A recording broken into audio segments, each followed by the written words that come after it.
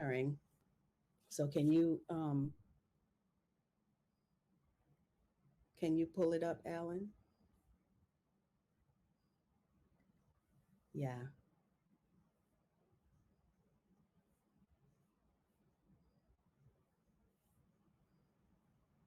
So now I have to watch you.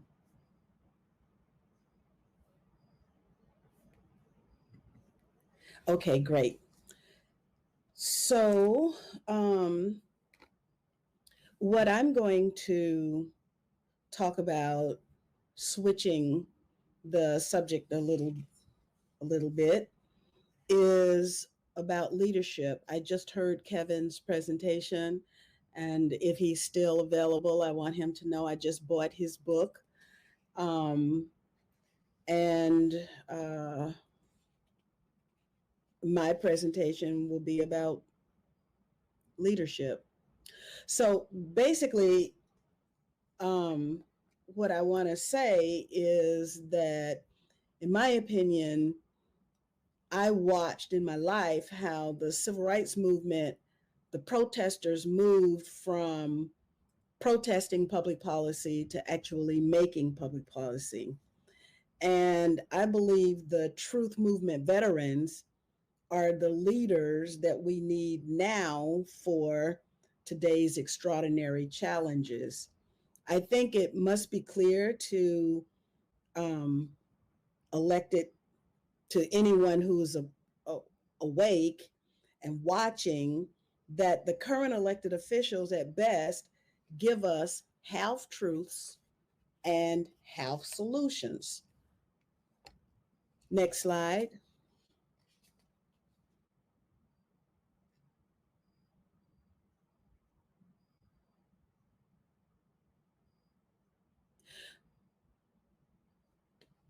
So, what I would like to start with is the fact that these four scholars will inform basically the idea that I'm going to put out tonight. These are four of my favorite academicians, starting with John Misheimer. He's like the dean of international relations students, of which I am one. And he believes in power politics. He believes in the primacy of the state. That's the realist school in international relations. So when John Mearsheimer talks, people listen. And he authored a book that caught my attention, that started me to thinking about sort of what will come after in the next form of governance that we'll have, and why we need another form of governance. Then you have Peter Dale Scott, who gave us the language, because before Peter Dale Scott, I don't know what we call those people who constitute the deep state, carrying out deep politics and deep events. But Peter Dale Scott popularized the term deep state. And because of him, we can now imagine, have in our minds, since we're talking about imagination and the lack thereof, well, now we can actually imagine who these people are. We can begin to understand that there's this government within a government. There are these people who are able to leverage government in ways that average ordinary folks just can't. We have Lance DeHaven Smith, who then specified the particular crime.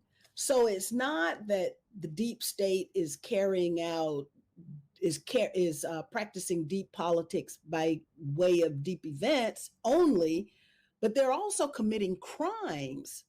And what are those crimes? How do we characterize them? It's not just RICO, it's not just fraud, it's even bigger than that. And these are state crimes against democracy itself. That's what Lance DeHaven Smith gave us. Now, where the 911 truth movement comes in, as far as I'm concerned, is with Mary Yule Bean. And in my PhD studies in leadership, I read her writings and then I fell in love with the way she thinks. Her particular area of expertise is called complexity leadership. And basically, that gave me the idea that you, the members of the 911 Truth Movement, are actually the leaders that we have been waiting for. So, in my presentation, my plea is going to be that you look at yourselves differently, not just as activists, not just as professionals in whatever your profession might happen to be, but also as creators of the new system of governance that will rise from the ashes of the current one. Next slide, please. So here we have it's 7 o'clock. Sorry. Here we have this book by Misheimer, Why Leaders Lie. Now, I'm up in Congress and all I see is lying. Especially, I mean, it was before September 11th and it was after September 11th. And quite frankly, it was on September 11th. So this book was particularly timely for me because I wanted to explore why these leaders lie. And Misheimer gives us this rubric where he puts truth telling on one hand, and that's us. That's those of us in the truth movement. We're the truth tellers. And what do? We look for the facts, and then we allow the facts to tell the story that needs to be told. Well, on the other side of truth telling, according to Misheimer, is deception.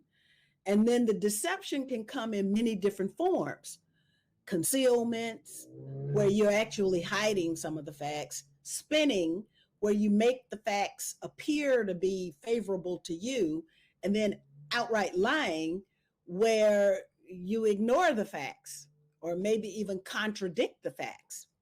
And then under lying, Misheimer gives us many different types of lies that can be told: strategic lies, interstate lies, fear mongering, strategic cover-ups, and I can't see on this little thing, nationalist myth making, and also liberal lies. So the liberal lies is like, I'm going to destroy your country so I can make the world safe for democracy. Liberal lies. And then on the other side, those are like the strategic lies that Misheimer says are okay to tell. It's okay because it's part of statecraft. Remember, he's all into power politics and statecraft. So it's okay to tell those. You suffer perhaps blowback, but it's okay. It's understandable when leaders tell those lies. What he doesn't go into is the whole second area of lying, which is the selfish lies. So if you could go to the next screen, please. Well, it's the selfish lies that dominate all of the wars and most of the things that are going on in our world that I know I joined the truth movement for. And I've written 3 books about Libya in particular. And then, when our president calls certain countries S-hole countries, well, I thought that was worth a book because there's a lot of selfish lies that go into the creation of the conditions in these other countries. And then my most recent book, 2020, When China Sneezes, all about SARS, coronavirus 2, and COVID, because I just happened to have been in China when this thing happened. So we've got, according to Misheimer, we've got selfish lies, which he doesn't talk about. And a part of those selfish lies are what he calls social imperialism, when you're lying because you want to benefit personally, you want to benefit a certain group or interest group, or it's an ideological kind of policy that you're pushing. The other is the cover up lie. And we've experienced all of that. And Misheimer fails to discuss it. Next slide, please. Thank goodness then we have Lance DeHaven Smith, who gives us the state crimes against democracy, because now we know exactly what these people are doing that's so egregious. And DeHaven Smith defines state crimes against democracy as concerted actions or inactions by government insiders, that's Peter Dale Scott's deep state, intended to manipulate government processes and undermine popular sovereignty. Now, that's exactly what's happening now. That's exactly what's been happening for the last 20 years. Well, even before, if you count the JFK assassination, if you go back that far. And and Kevin just gave us a list of suspects, but who's going to prosecute them? Now they've permeated the entire apparatus of governance that we have. They're in every branch, every level. Is criminal syndicate has taken over the democratic processes that we thought were created for us to enjoy. So now who's going to prosecute this crime, these state crimes against democracy? Next slide, please. Well, actually, Mary Yule Bean put this idea in my head as I was trying to understand her model of complexity leadership. And in the MBA courses that I have taught since I got my PhD, I have always used the 911 Truth Movement as an example of complexity leadership. So quite frankly, who's going to prosecute the crimes? Well, no one is going to prosecute them. They haven't been prosecuted for 20 years until you, the veterans in truth movements, the various truth movements that exist, actually do some of that as well, which is why in the first slide, I said it's time for you to get state power. Next slide, please. So as I think about the truth movements that I experienced in my own life, JFK assassination, Malcolm X assassination, MLK assassination, Fred Hampton's assassination, and yes, even Misheimer. No. Now I'm getting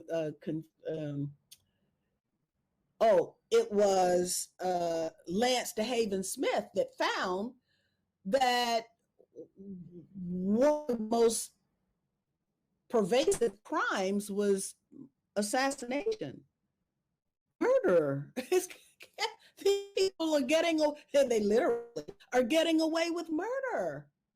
Vietnam War, the USS Liberty, Iraq War, by the way, under Misheimer, interestingly, finds that a strategic lie. The Bush administration committed a series of strategic lies, not selfish lies. We know those were selfish lies. Thank you for making it bigger. I can see a little bit better now. Geoengineering, anthropogenic global warming, that's a movement. 911 is a truth movement. And now we've got a new movement, SARS, coronavirus 2, and COVID-19. and there will be more. And then if you look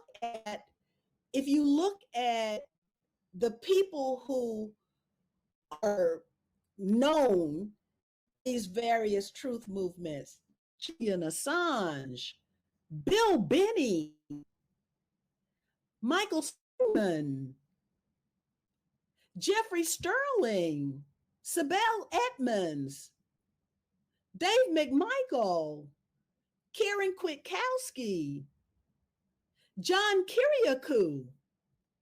These are people that I would love to be my senator. I would love to have them as my president. I would love to have them as vice president. I would love to have them on the Supreme Court. These are people who have earned their stripes. We know that their values are in sync with ours. They've been tested and they remain true to their own values, and they remain true to ours. Next slide, please. So I need to explain just a minute about this complexity leadership of Mary Yule Bean. So basically, what happens in complexity leadership or complex leadership, it all takes place within what's called a complex adaptive system. And you can see from the graphic here, you've got a puzzle and you need to put the pieces together. You got to solve this puzzle. We got to get to climate change truth. We got to get to 911 truth. We got to find out who killed JFK, who killed MFK, who killed RFK. We got to find out those assassinations that took place in the 60s. We need to know who did it, who authorized it, and they need to be brought to justice. Well, now the complex adaptive system has some characteristics. Those characteristics is that you can't just do things the old-fashioned way. You got to figure out a new way to do things. You have to find a new way to think. You got to think outside of the box. You're trying to solve this problem. So now we've identified who the culprits are. We've identified what they did. We've identified that these things that they did are crimes. And yet now we got to figure out how we can bring them to justice and how we can transform the United States. How can we make the United States a better place to live, a better global partner, a better friend to the world? How can we make the United States governance system actually reflect our values? That's what we're trying to figure out here.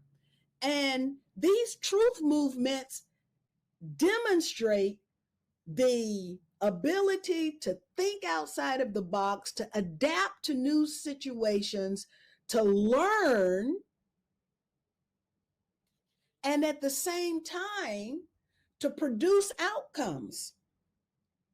Now, it also must be said that this is not the complex adaptive system is not hierarchical in nature. And those of you in these various truth movements, you know that there's no hierarchy. There's no, I did this and I did that and I'm going to do this and I got the answer, because you're all trying to find the answer together.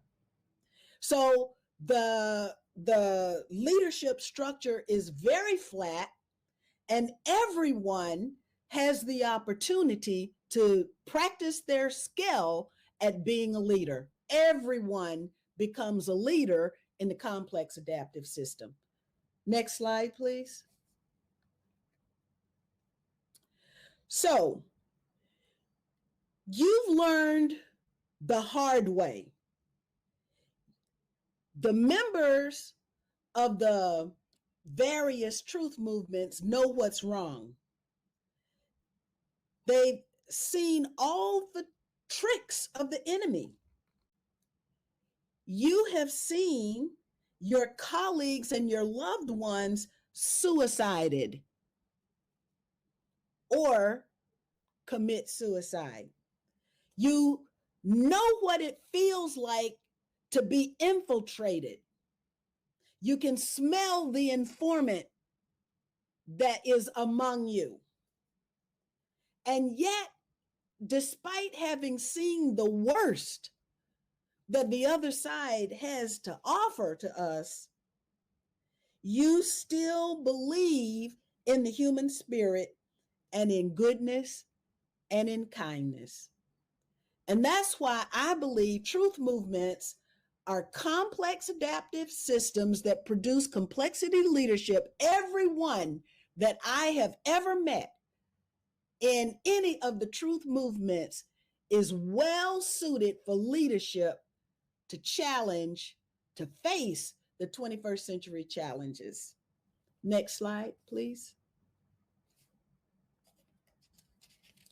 So now I know that I've spoken a lot to many different audiences about my idea of power cells, and that's where you get people from across the political spectrum and you come bring them together and they all sit down and you go through a series of sort of behavioral science uh, gaming that brings these disparate individuals and turns the group actually into a team, and then the team becomes that complex adaptive system that's solving the problems that confront all of the members in the team. Well, that's what the truth move 911 truth, that's what you guys do. And with ethical governance as sort of like an overarching goal, basically what you have done, you have gone through the process of transforming yourselves because you were shocked to learn something happened. You were shocked at what you discovered, and you stopped for a moment and said, oh my goodness, it's called the disorienting dilemma. Oh my goodness, my world has been rocked.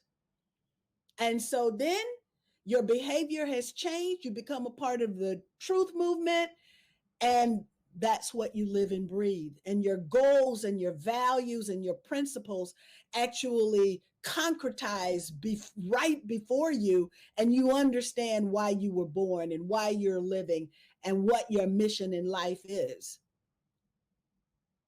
Well, in my mind, what that is perfect training for the next step. And my idea is that you all are ready to go to the next step. Next slide, please. So as you identify the criminals and the crimes, I'd also like to ask you to think about what comes next. I think that's a role in the creation of what comes next after this current system dies from the weight of its own corruption and the exposure of that corruption by you, the truth activists. So my plea is that you would think about strategies that we can employ to transform the US people as you have transformed yourselves, transform the US state by promoting truth movement veterans into state leadership positions. Now, I know we've had a few who have run for office, but now I think we need to get serious about supporting a slate, several slates, 50 slates for each state of truth movement activists who have the wherewithal to get in there and root out the corruption and bring the justice that I know the people of the United States are waiting for. Next slide. If you want to know more about Misheimer, Peter Dale Scott, Lance DeHaven Smith, or Mary Yule Bean, I have included some reference links that are just videos, so it's real easy. I have all of their books, but you just look at those videos and you can find out more about these wonderful scholars. Next slide. Oh, that's the last slide, because I did another one that just says, thank you. Thank you, Cynthia. Thank